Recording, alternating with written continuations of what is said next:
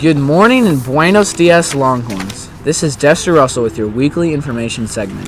This week, we'll be talking about the Great Pacific Garbage Patch. I'm here with my friends Noah Rao and Bo Wise, our experts on the subject. Noah, would you like to start us off? Sure, I'll be talking about how the garbage patch affects the ecosystem in the ocean.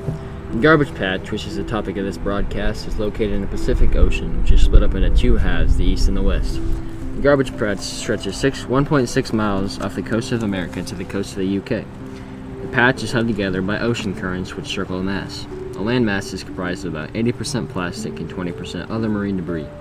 The patch was discovered in the 1970s and since then multiplied in size 100-fold. Some things that are being done to help the ecosystem include the Emerging Explorer, made by David D. Rothschild, a boat made completely out of plastic to raise awareness for the garbage patch. Bo?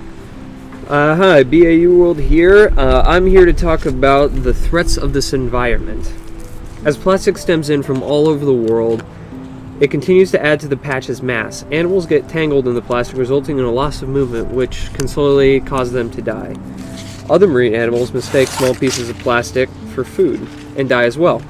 Many countries have realized that the patch is too large to simply just get rid of. It falls on small startup organizations to try and contain the growing beast. Unless we do something, the plastic will continue to deteriorate, making smaller and smaller pieces, potentially killing even more marine life. Noah? Well, you know, that's cool and all, but what people are really here to see is a water cycle, the carbon cycle, the abiotic and biotic factors, right, Dexter? Facts. Some abiotic factors are the currents that hold the garbage patch together. These currents are good for more than just holding plastic. They also serve as a way for sea turtles to lay their eggs by traveling back to their original beach. Some biotic factors include the great whites that roam around the coral reefs controlling the fish population. Now, enough talking about factors, let's get into all the cycles. Like every ecosystem on Earth, the ocean has a water cycle and a carbon cycle. The water cycle consists of rain being condensed and falling back into the ocean, and the rivers and streams flowing into the ocean. The water cycle continues in a constant motion all the time. In the carbon cycle surface, water will exchange with gases in the atmosphere to make the oxygen, carbon, and other gases. Passing on to Bo for the animals and plants. Alright, now that we know all there is to know about the ocean environment, let's talk about some of the plants and animals that live in it.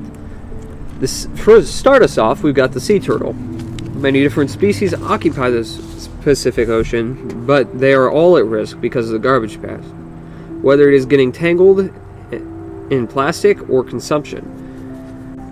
Plastic remains a vital killer. And second, we have the orcas. These whales primarily eat meat and travel in groups up to 50. These animals are at risk because of the loss of prey in the Pacific Ocean due to the garbage patch. Number 3, we have the humpback whale. Though found all over the world, the humpback whale lives offshore near islands and around coral reefs. Number 4, we have the dolphin. They go about their lives in packs and generally live in warm, shallow areas of the ocean. Number 5, we have great white sharks. The shark is a carnivorous fish that lives near coral reefs and shallow warm water. Number 6, we have the bluefin tuna.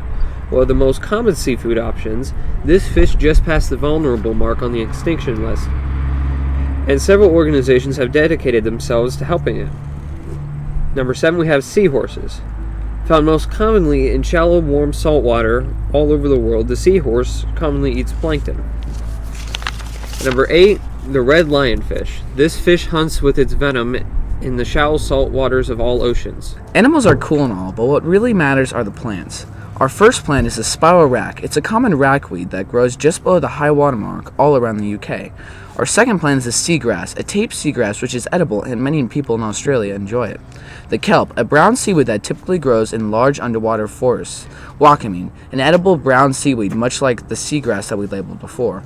The waterwheel plant, the only species that has evolved a snap-like carnivorous trap.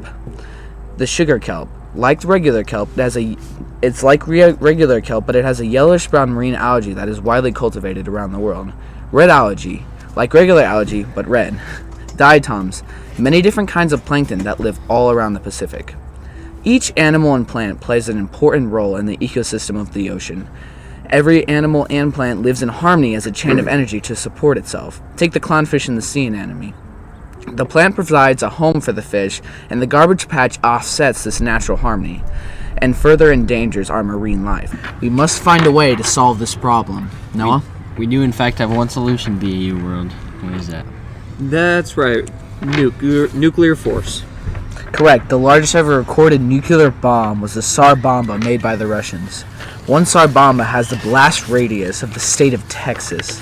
Now, Noah, how many Tsar Bombas would it take to level this monster of plastic? I would say a little less than 2. I mean, of course, that one Tsar Bomba would render the whole Pacific Ocean irradiated for thousands of years to come, but it would get rid of plastic waste, and we might see a few new species of fish through mutation.